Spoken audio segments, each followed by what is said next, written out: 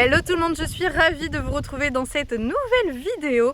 Aujourd'hui on va vivre un petit moment ensemble tranquille au pré. J'aimerais vraiment travailler roller parce qu'il a progressé de ouf. Ça fait 2 semaines tout juste qu'il travaille réellement en carrière et franchement l'évolution mais c'est un truc de malade.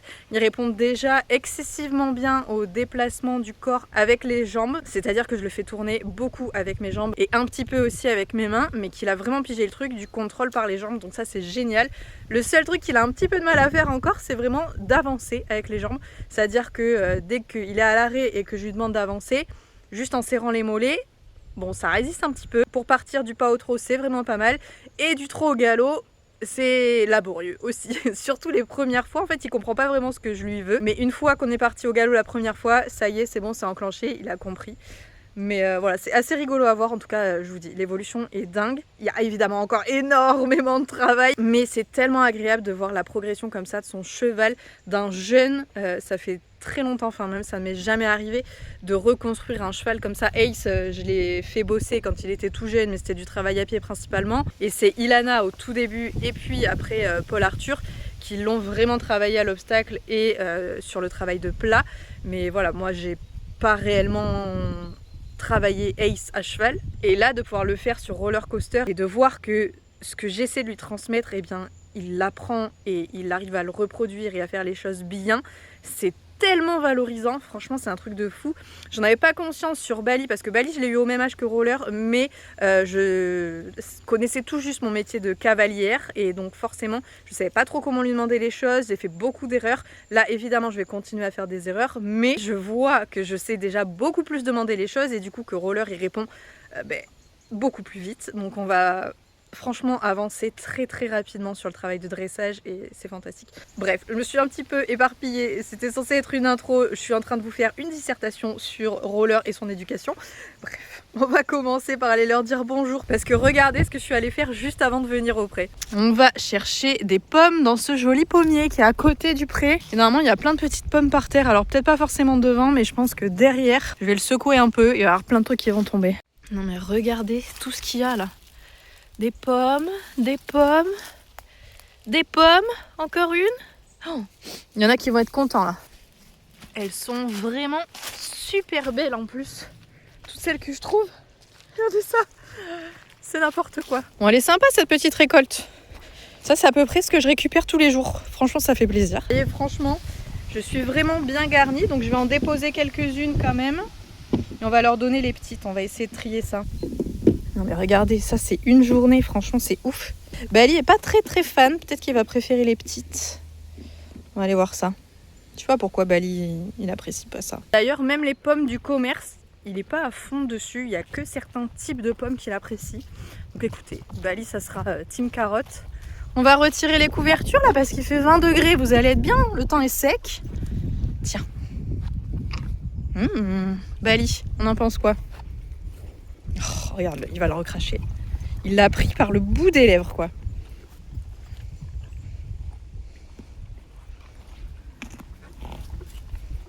Il n'a pas l'air convaincu, hein. On va encore? Vite, vite, il va la manger. Vite. Bon, bah écoutez, les petites, ça a l'air de passer. Saleté. Je me retiens, hein. Je me retiens de te dire que t'es un sale gosse. On touche pas au chef.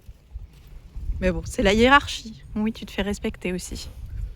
C'est Bali qui est en haut de la chaîne alimentaire. Je vous fais une petite pause pour vous parler du coup du partenaire de la vidéo. Aujourd'hui, il s'agit de Mila Mocha. Je sais que vous les connaissez puisque je vous en parle très régulièrement dans mes vidéos. C'est effectivement des compléments alimentaires pour chevaux que j'utilise quasiment quotidiennement, en cure ou pas, pour Bali, Ace, Roller et Nagini. Et d'ailleurs, ils ont récemment sorti une gamme de compléments alimentaires aussi, donc de floconnés que vous pouvez distribuer comme ration à votre cheval. Il y a vraiment plusieurs gammes, du cheval senior au cheval en embonpoint. Ils ont notamment sorti le Fibra Light 0%, qui est par exemple très intéressant pour donner une petite ration à Ace ou à Nagini, mais surtout à Ace qui n'a pas forcément besoin de prendre en matière grasse, si vous voyez ce que je veux dire. il n'a pas forcément besoin de grossir, mais ça peut être intéressant quand vous voulez lui donner une petite ration, voilà, pour quand il voit les autres manger, bah lui aussi il a sa petite ration, sans forcément que ce soit très riche. Et vous pouvez par exemple mettre des compléments alimentaires à l'intérieur, comme par exemple le Mila Detox, qui est un drainant qui est toujours intéressant à faire après les vermifuges. J'utilise également personnellement le Flexi Mocha, vous le savez, pour Bali et pour son arthrose, donc ça aide les chevaux à se sentir plus confortables dans leurs articulations. J'ai également testé le Flore Biotique, ça c'était sur roller, c'est un complément qui va lui permettre de mieux assimiler sa ration, ça participe au confort digestif et intestinal. Vous avez aussi mon code promo qui s'affiche juste ici, qui vous permet toujours de bénéficier d'une réduction sur certains produits du site internet. Bref, je vous laisse tester tout ça, vous le savez, utiliser mon code promo, c'est un très grand soutien pour la chaîne. Alors merci à ceux qui le feront. Allez, on reprend la vidéo. Allez, couette retirée pour tous les deux. Et moi, je vais aller retirer mon pull aussi parce qu'il fait beaucoup trop chaud. On est en novembre, oui, mais il fait encore 20 degrés. Je ne me plains pas, j'adore, j'apprécie. Hier déjà, j'avais mis la 200 grammes, donc la couverture chaude à roller. Il est sorti transpirant dessous. Les deux avaient une 200 grammes hier. Parce que franchement, la nuit, il fait très froid. Ça descend en dessous des 10 degrés. Et du coup, je me dis, je peux pas les laisser juste avec une petite imperméable. C'est pas possible. Alors qu'au final, Bali a très bien supporté la 200 grammes. Mais roller était trempé en dessous au niveau des épaules. C'était voilà, c'était beaucoup trop chaud. Donc là, je les ai repassés sur des imperméables simples. Mais je suis trop habituée à surcouvrir Bali pour qu'il survive au froid, parce que lui pour le coup il a vraiment froid vite. Roller a transpiré, Bali n'a pas transpiré, c'est-à-dire qu'il a vraiment besoin de couverture plus chaude quand même. Malgré tout, ils ont du poil d'hiver, donc je me dis, je les ai laissés avec des couvertures juste impaires, sans grammage. Bali il peut maigrir un petit peu, c'est à lui qu'il va falloir faire attention.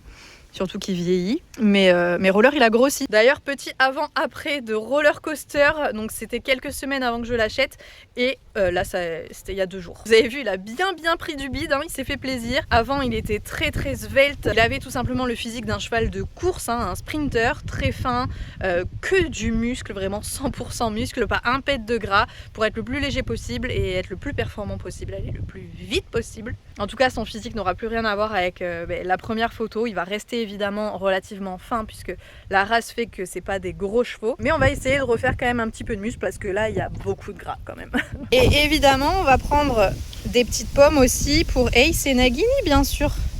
Vous avez vu la voiture arriver, vous attendez du coup? Ben oui. Tiens, la plus grosse pour la plus grosse bouche et les petites pour la toute petite bouche. Ça c'est bon, hein.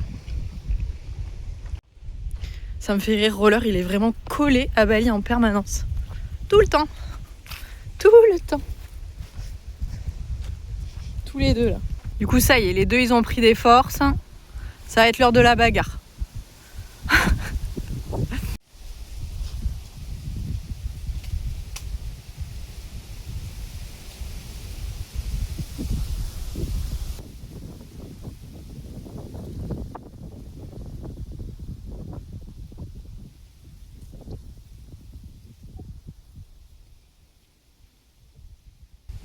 Regardez, quand je vous dis qu'ils sont vraiment collés là.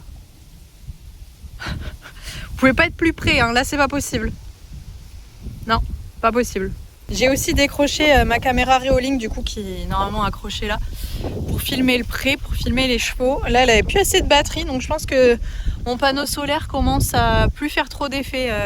Visiblement il a trop plu ces derniers jours. Et du coup elle s'est pas bien rechargée donc je l'ai ramenée tout simplement à la maison. En quelques minutes elle était rechargée et du coup là je vais la raccrocher. Hop. Qu'est-ce que vous venez voir vous? Qu'est-ce que je fais? Je remets la caméra pour vous filmer, pour vous surveiller tous les jours. Surveiller qu'on vous fasse pas de mal. Donc c'est bon, elle est fixée et ça y est, je peux les surveiller comme il faut. Je vous ai à l'œil maintenant, faites gaffe, hein. Je vois toutes les bêtises. Bon, j'ai mis mon micro parce que je voulais vous raconter une petite histoire qui nous est arrivée là dernièrement, enfin qui m'est arrivée à moi toute seule avec Ace, en rapport avec Ace. Vous allez me dire ce que vous en pensez. On va se faire un petit chit-chat pensage. Et ma foi, on va pouvoir parler ensemble tout en prenant soin de Monsieur Roller Coaster avant sa séance. Un peu de démêlant avant de lui brosser les crins, sinon ils cassent tous quand on les démêle. Il y a de ça du coup quelques jours, je reçois une proposition très étrange. Les gens qui me connaissent savent à quel point ça ne correspond pas à mes valeurs. de quelqu'un qui était censé nous connaître sur les réseaux sociaux, qui nous suivait, etc.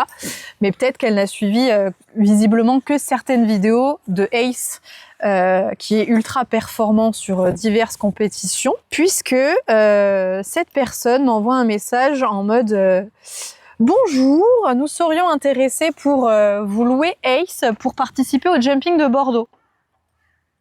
Ok. C'est bizarre. Quel est le rapport avec le jumping de Bordeaux? Paul Arthur a effectivement participé au jumping de Bordeaux et aux 5 étoiles de Pau dans la partie derby poney, effectivement avec Ace.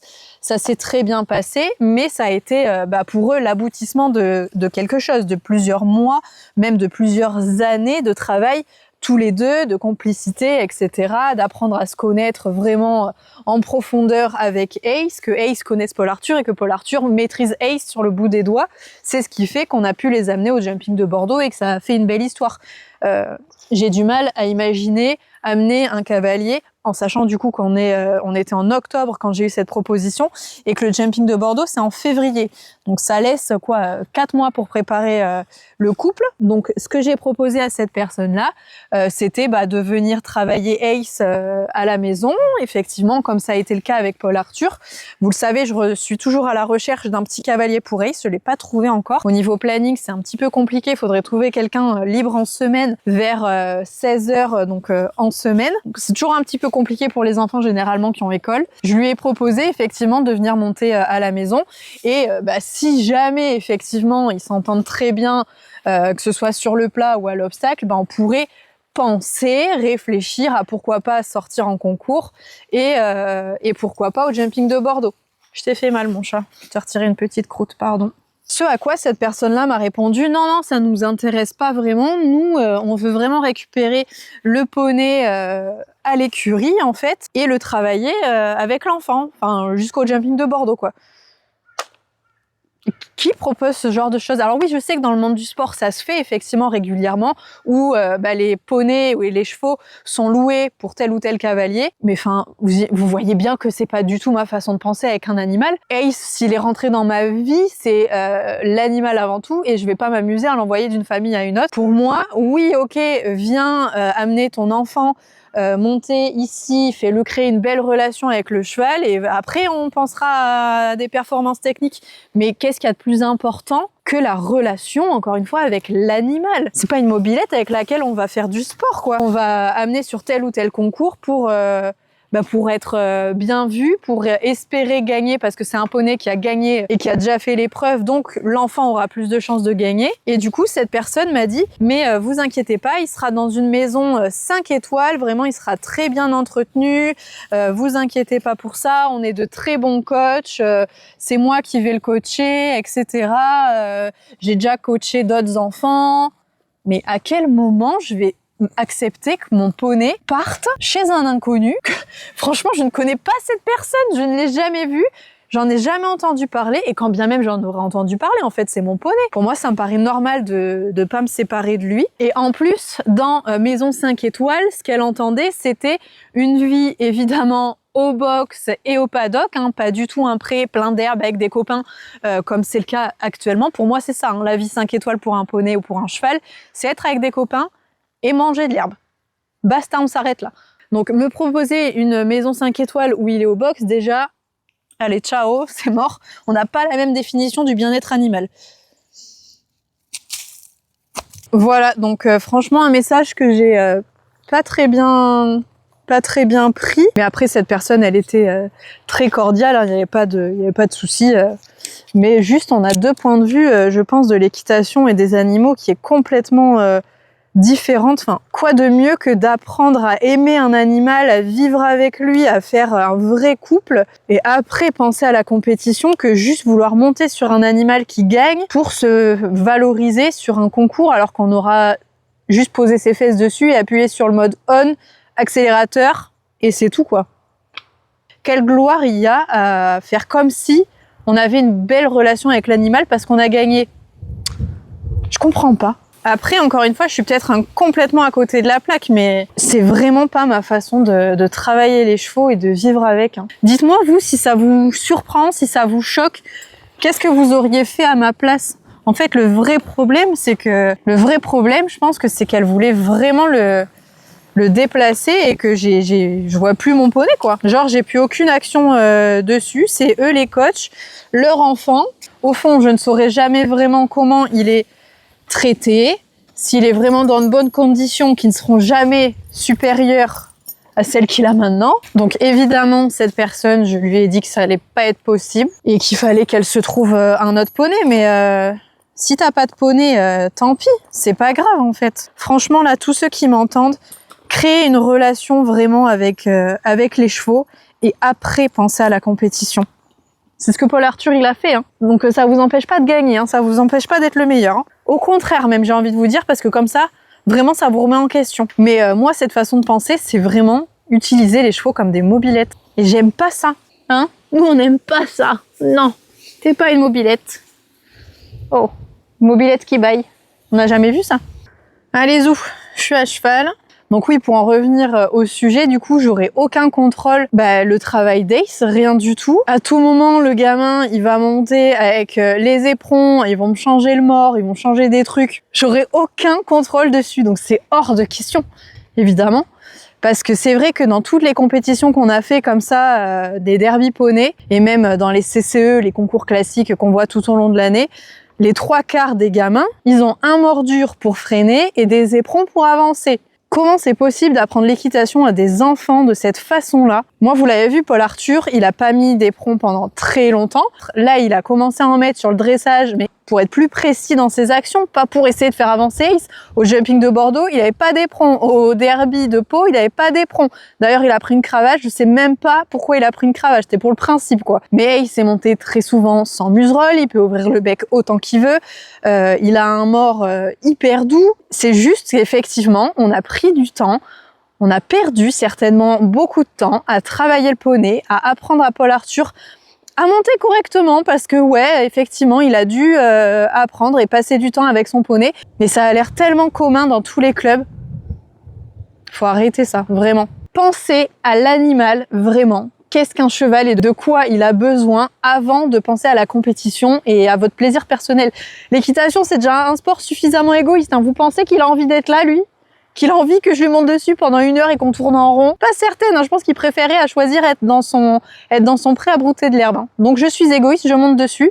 Donc j'essaie de lui rendre la chose la plus agréable possible et faire en sorte que, oui, ce soit un moment cool à passer et pas que je lui mette une paire d'éperons parce que oui, on sait très bien que Roller, il répond pas très bien aux jambes quand je lui demande d'avancer. Donc oui, la solution de facilité, ça serait de lui mettre des éperons. Eh bien non! Non! Bref, oui, je suis peut-être un petit peu fâchée. Mais ça va passer. Allez, monsieur Roller, on va se faire une petite séance. Je vais vous accrocher sur le trépied et je vais vous filmer tout ça. Toi aussi, t'as un poil de nounours, là. Quand je vous disais que Roller ne répond pas très bien aux jambes, si je fais rien, ça s'arrête. Donc ça, c'est un peu casse-pied. Là, je mets mes jambes. Ok. Je mets mes jambes. Voilà, il faut 3 fois pour qu'il veuille aller en avant. Donc ça, c'est pas ok du tout. C'est pour ça que j'ai pris mon stick, pour lui faire une petite leçon de jambes. Il y a ma voix aussi qui va venir s'installer et mon bassin. On va s'arrêter et refaire une leçon de jambes. À l'arrêt, il n'y a pas de problème, hein. Et là, jambes, oui, très bien ça. Après, ce qui marche très très bien avec lui, normalement, c'est de tourner avec les jambes. Donc là, je veux tourner à gauche, vers la gauche. Donc j'agis avec ma jambe droite. Vous voyez, j'ai mes mains qui bougent pas. Ok, c'est bien ça. J'ai juste besoin de le freiner un peu avec les mains, c'est tout. Là, je tourne encore. Et là, je vais aller maintenant à droite. Du coup, avec ma jambe gauche, j'appuie. Et j'ai toujours les rênes qui restent dans mon amortisseur.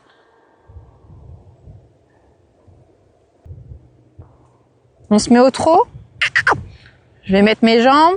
Allez, trotter. Voilà, c'est mou. On recommence.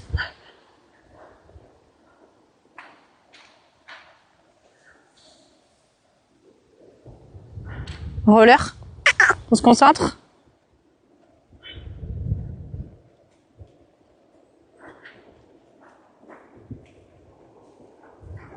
et trotter. Ok, c'est mieux.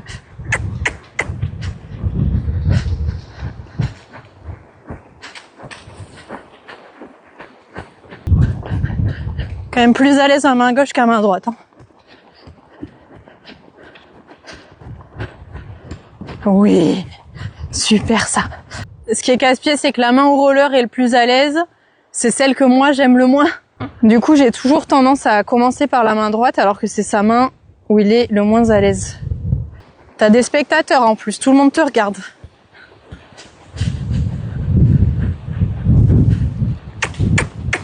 Allez. Voilà. Et roller pour le galop.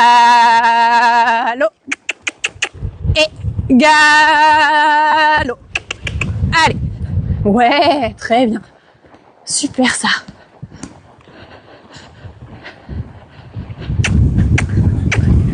On garde le galop. Allez.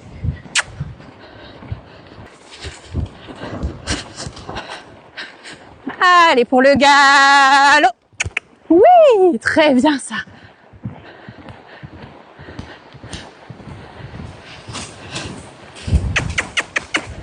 Allez.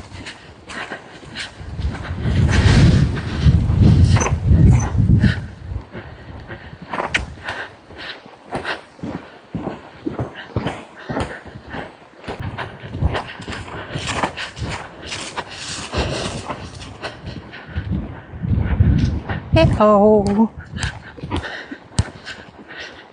Oh. Très bien ça. Super.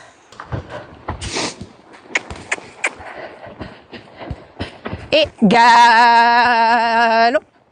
Oui. Alors là, c'est un exploit. Parce que le galop à droite, je l'ai un coup sur 4. Et là, je suis contente de l'avoir eu du premier coup.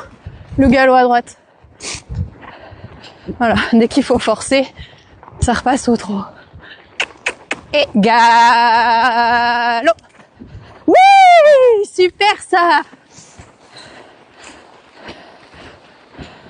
Allez, on galope.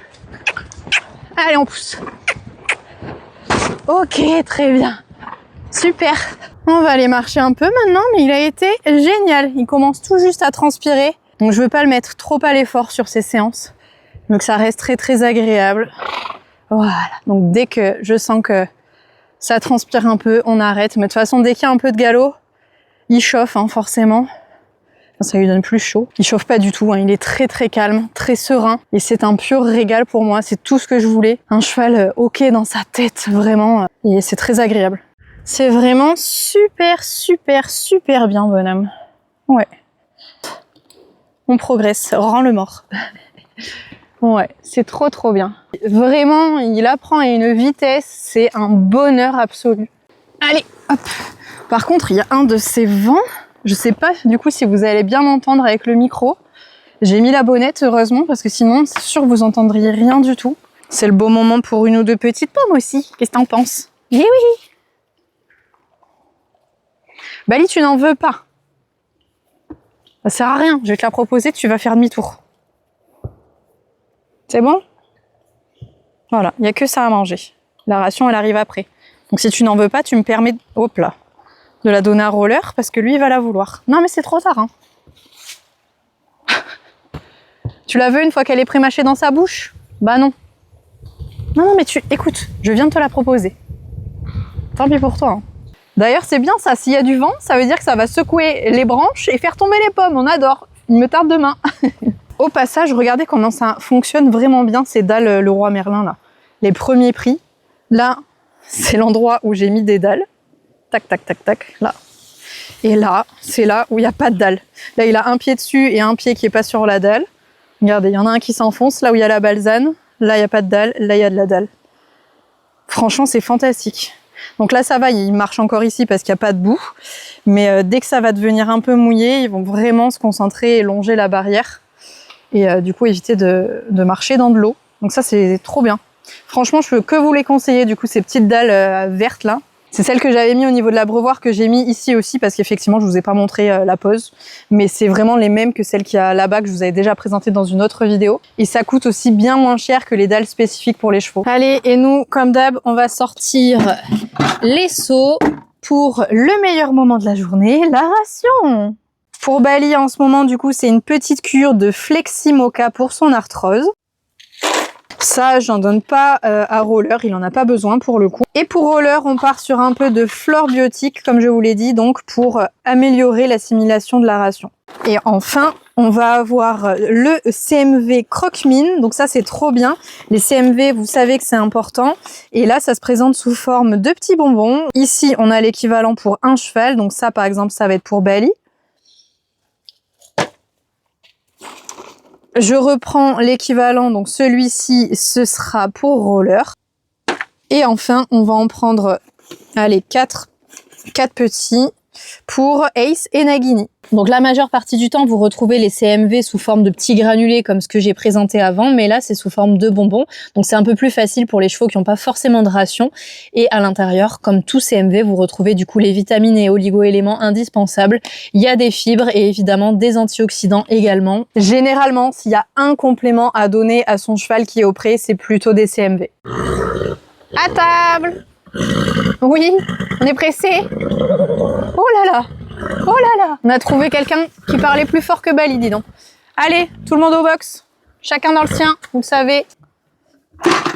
Roller, viens. On va pas l'embêter dans son box, t'as le tien.